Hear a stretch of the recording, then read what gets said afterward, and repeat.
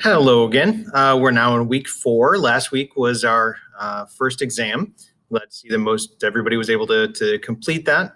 Remember that it is an at-home test, and I believe you have 90 minutes or so to take that.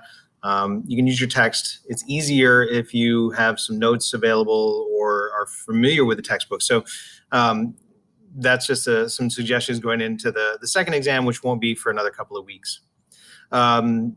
The content for the first chunk, which was on the test, went all the way through sort of the Declaration of Independence. So hopefully what you've noticed is that the content has been trying to match what is in the reading for that week. Last week we had talked about the buildup to the American Revolution, all the stresses between the American colonies and the British Empire.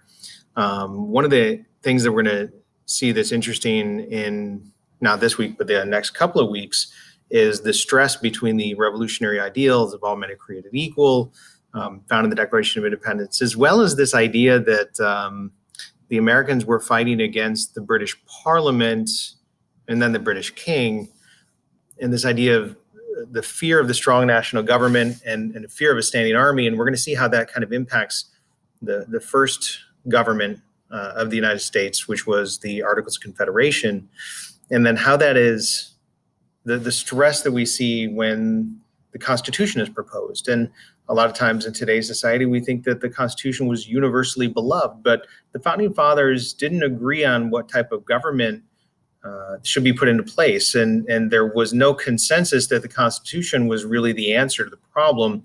In fact, in New York, it nearly didn't pass, and it took really a Herculean effort by Hamilton and John Jay and I believe John Adams in order to get that conversation in public through the Federalist Papers for that support.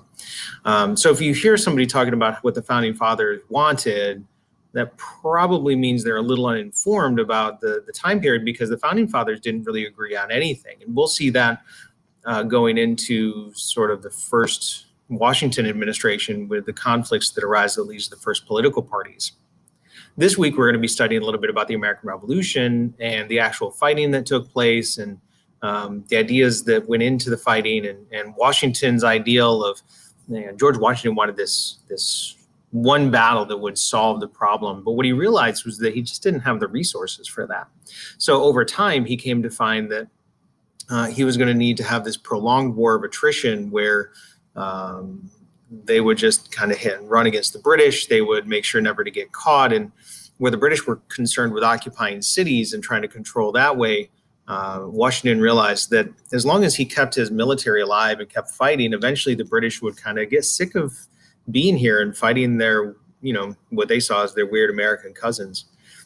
So eventually it's just this attrition that wins the day for the Americans against a far superior fighting force with more money and more resources.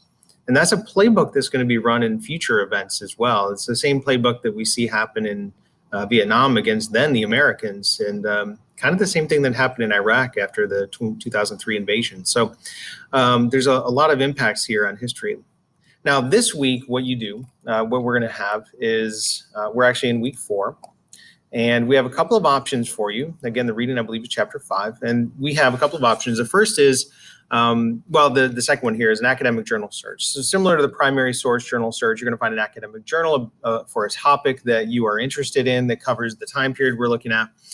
This is a secondary source. Be careful not to find a reference material. Reference materials would be like encyclopedias or dictionaries, something that just kind of gives a bare minimum of what factual data. Academic journals are making an argument, right? So these are written by historians, and the goal of that is to take primary sources and make an argument. The historiography is going to be a little different. History changes over time because history is not the actual past. It is an interpretation of the past, and that interpretation is based on a number of different factors. It's based on the questions that we ask. It's based on the goal that the historians have. It's based on who's asking the questions, right? For the longest time, most historians were sort of middle-aged white men. Now we have women, we have people of color that are becoming historians. We're having a much more diverse people asking the questions of the past, and we're getting interesting new answers about what happened and what they mean. And we can see that that can happen throughout all of history. And we're going to use the American Revolution as a way to examine what's called historiography, or a history of the history of an event. So historiography of the American Revolution, we're going to look at this timeline that was created by Michael Haddam, a historian. And when you enter the timeline, what I want you to do is, I believe it's either 3 or 5, look at the assignment, and you're going to see how the American historians have interpreted the past over time. So you're going to take 4 or 5 of these different interpretations and examine them, and you're going to try to ask, who was asking the question, what was the purpose behind the question. There's a couple of different questions I want you to take a look at. So how did the revolutionary generation think about the revolution?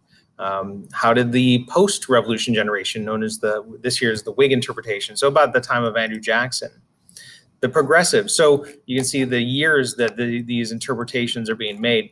And if you scroll down here at the bottom, and I'm not sure why it's doing this to me here, but you can see that you can use the timeline here to see the various interpretations. So you can kind of see the time that is being interpreted and why they think the interpretation was there.